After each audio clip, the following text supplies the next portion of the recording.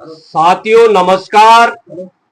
आप देख रहे हैं गढ़वाल किसान न्यूज और मैं आज आया हूं डीएसपी चौक बड़ोवाला में। और आज मेरी जो मुलाकात हो रही है सम्मानित बहुत ही रिटायर उप निदेशक रेशम विभाग से सुभाष डंडियाल जी से। सबसे पहले डंडियाल जी नमस्कार। नमस्कार। आपका चैनल में स्वागत है। धन्यवाद। डंडियाल जी, जैसे कि लगातार बढ़ती हुई महंगाई और लगातार बढ़ती हुई बेरोजगारी, क्या कहेंगे आप पहले इसमें?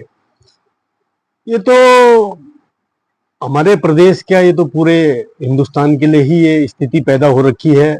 वास्तव में महंगाई जो बढ़ रही है, जिस प्रकार से बेरोजगारी बढ़ रही है, और खास तौर से हमारे उत्तराखंड के लिए ये बड़ा ही शोचनीय विषय है।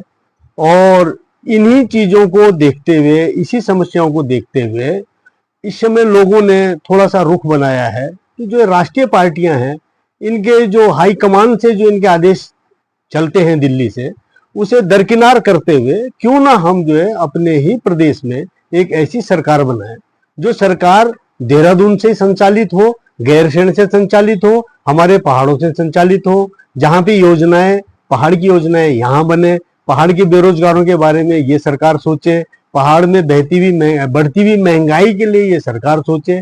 इसलिए थोड़ा लोगों का जो इस समय रुझान है, मैं देख रहा हूं इस चीज को। मैंने भी चारों तरफ जाके जो है इस चीज का गहन अध्ययन किया है कि लोग आंतरिक रूप से, मानसिक रूप से और सोशल रूप से जो है इकट्ठे होकर जो है उत्तराखंड क्रांति दल की तरफ जो है अपने हाथ बढ़ाने को तैयार हो रखे। जी डंडियाल जी, जैसे कि आप उत्तराखंड में कई क्षेत्रों में रहे और आप एक बहुत ही बड़े अच्छे विभाग में, रेशम विभाग में, जो पहाड़ की स्थिति है, लगातार वहां पे भालू का भय है, बाघ का भय है, सूअरों का आतंक है, बंदरों का आतंक है। लोगों का कहना है कि इसी कारण जो है यहाँ पे लोग टिक नहीं पा रहे हैं, जिससे कि लगातार पलायन बन चुका है। और आप देखते देखते आप रिटायर भी हो गए हैं। क्या लगता है 2027 में आपको? देखिए, ये तो उत्तराखंड की जनता पे निर्भर करता है कि 2027 में वो किसे जो है सत्ता में देखना चाहते हैं। विगत 25 वर्षों से, यानी 26 साल हो गए हैं, 26 सालों से जब से ये उत्तराखंड राज्य बना, राष्ट्रीय पार्टियों ने ही इस राज्य पर राज किया है। और राष्ट्रीय पार्टियों की नीतियां निर्धारित जो है दिल्ली से होती है। दिल्ली से जो नीति निर्धारित होगी, दिल्ली से जो उनका बॉस बोलेगा, उसी बॉस के हिसाब से वो जो है अपनी कार्रवाई यहाँ पे प्रदेश में करेंगे। यही कारण है कि यहाँ पे दिल्ली वाली सरकार ने, दिल्ली से बैठने वाले हाई कमान ने कभी उत्तराखंड के बेरोजगारी के बारे में नहीं सोचा है। आज जो भालुओं का, बाघ का जो आतंक है पहाड़ों में, उसका मेन कारण ये है कि पहाड़ों से अधिकतर पलायन जो है प्लेन्स की तरफ हो चुका है। और उसका मुख्य कारण यह है कि वहां पे कोई रोजगार के साधन नहीं है। अब बच्चा पढ़ेगा लिखेगा, उसके बाद हम लोगों की जो पारिवारिक जो व्यवस्था है, हम लोग जो बच्चों को पढ़ाते हैं, पहाड़ी आदमी जो बच्चों को पढ़ाता है, उसका एकमात्र उद्देश्य होता है कि बच्चा नौकरी करे। ना तो हम लोग इतने बड़े बिजनेसमैन पहाड़ी आदमी हैं, ना ही हमारे पास इतने बड़े कोई संसाधन है। उसके बाद हम एकमात्र नौकरी पे ही डिपेंड है। अब नौकरी जब पहाड़ों में मिलेगी नहीं, एजुकेशन ढंग से पहाड़ों में मिलेगी नहीं, तो वो जनता की एक मजबूरी भी हो जाती है कि वो जो है धीरे धीरे जो है प्लेन की तरफ पलायन करे। सुख सुविधा, संपन्नता प्राप्त करना, लेना हर एक नागरिक का अधिकार है। और पहाड़ का नागरिक भी जो है इस सुख सुविधा को प्राप्त करने के लिए अपने पैतृक प्लेस को छोड़ के जो है पैलेस की तरफ भाग रहा है। उसका मेन कारण भी यही है। जी डंडियाल जी, सूत्रों से पता चला है कि आप 2027 में आप यूकेडी से दावेदारी आपकी। देखिए, वैसे तो राजनीति में कुछ भी हो सकता है। सोच आदमी की, किसी की भी सोच हो सकती है। और मैंने इस क्षेत्र में थोड़ा प्रयास किया है। इससे पूर्व मेरी मिसेज यहाँ पे क्षेत्र पंचायत सदस्य रह चुकी है। थोड़ा समाज में मैंने इस चीज का गहन अध्ययन भी किया है। और मेरे शुभचिंतकों ने और मेरे जो साथी हैं, मेरे जो शुभचिंतक हैं, जो मेरे साथ शुरू से जुड़े हुए हैं, उन लोगों ने मेरे से जोर किया कि नहीं जी, आप यहाँ की दावेदारी कीजिएगा। तो देखिए, दावेदारी तो मैं, कोई भी आदमी कर सकता है, मैं भी कर सकता हूं और कोई दूसरा भी कर सकता है, मगर अंतिम निर्णय पार्टी का होगा। पार्टी के जो पदाधिकारी है, पार्टी के जो हाई कमान है, जो भी डिसाइड करेगी, मैं तो एक बुनियाद का पत्थर हूं, मुझे आप बुनियाद में लगा लीजिएगा, मुझे लेंटर में लगा दीजिएगा, मुझे आप जहां भी पार्टी आदेश देगी मैं वही पार्टी के लिए काम करने को तैयार हूं। जी डंडरियाल जी, जैसे कि सहसपुर विधानसभा एक अपने आप में बहुत बड़ी विधानसभा है, क्या मुद्दे हैं जो आप अब लोगों के दरवाजे पे जाकर लेके जाएंगे आप मुद्दों को?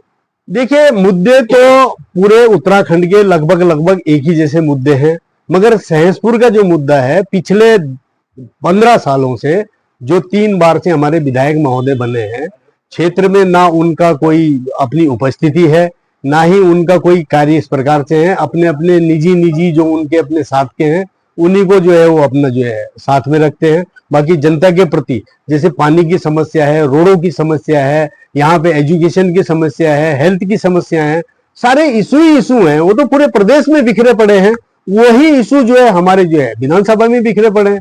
तो हम तो जनता के पास जाएंगे कि जनता को जो है जितनी सुख सुविधाएं सरकार द्वारा संचालित योजनाएं, चूंकि मैं एक विभाग में एक सम्मानित और एक जो है अधिकारी पद पे रहा हुआ हूं, तो इसलिए मुझे पता है कि गवर्नमेंट से कौन कौन सी योजनाएं जो है जनता के लिए आती हैं और किन योजनाओं को कैसे करके क्रियान्वयन किया जाता है। इसलिए मेरा अधिक से अधिक प्रयास रहेगा कि गवर्नमेंट की जितनी योजनाएं हैं वो हमारे अंतिम जो व्यक्ति है उस तक पहुंच पाए, इसके लिए मैं पूरा प्रयासरत रहूंगा और इसके लिए मैं पूरी कोशिश करूंगा।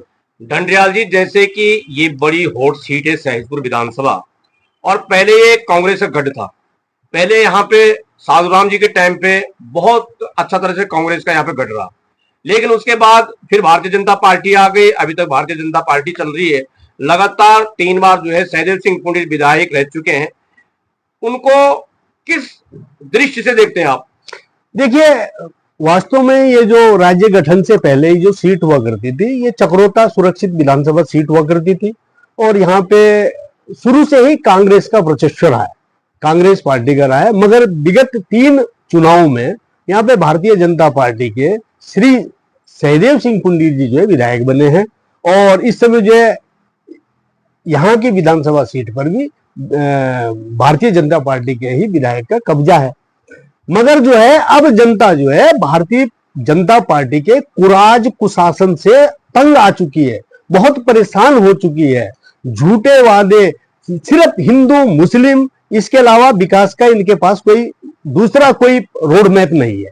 ये इन्हीं मुद्दों में लोगों को उलझा कर रखा हुआ है, जबकि जो है क्षेत्र की जनता रोजगार चाहिए, क्षेत्र में जो है चिकित्सा सुविधा चाहिए, क्षेत्र में रोडें चाहिए, क्षेत्र में बिजली की व्यवस्था चाहिए, क्षेत्र में अनेकों विकास की योजनाएं चाहिए होती है।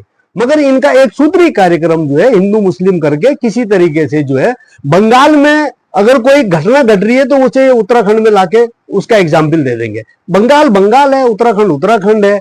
हमें तो अपने प्रदेश से मतलब है, हमारे प्रदेश में क्या चीज चाहिए, क्या सुविधाएं चाहिए, क्या हमारी योजनाएं होनी चाहिए, हमें तो उस पर ध्यान केंद्रित करना है, न कि हमने पूरे देश के पूरे स्टेटों पे ध्यान केंद्रित करना है।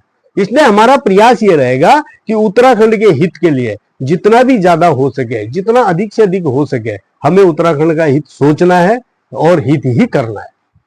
जी डंडरियाल जी, एक क्वेश्चन मेरा और भी है कि जैसे सहसपुर विधानसभा क्षेत्र है, इसमें लगभग लगभग नगर निगम के 3 वार्ड हैं और बाकी ग्राम सभाएं, नगर पंचायतें हैं। तो मैं समझता हूं हम भी जगह जगह जा रहे हैं, यहाँ पे जो बूथ स्तर पे और वार्ड स्तर पे काम हो रहा है।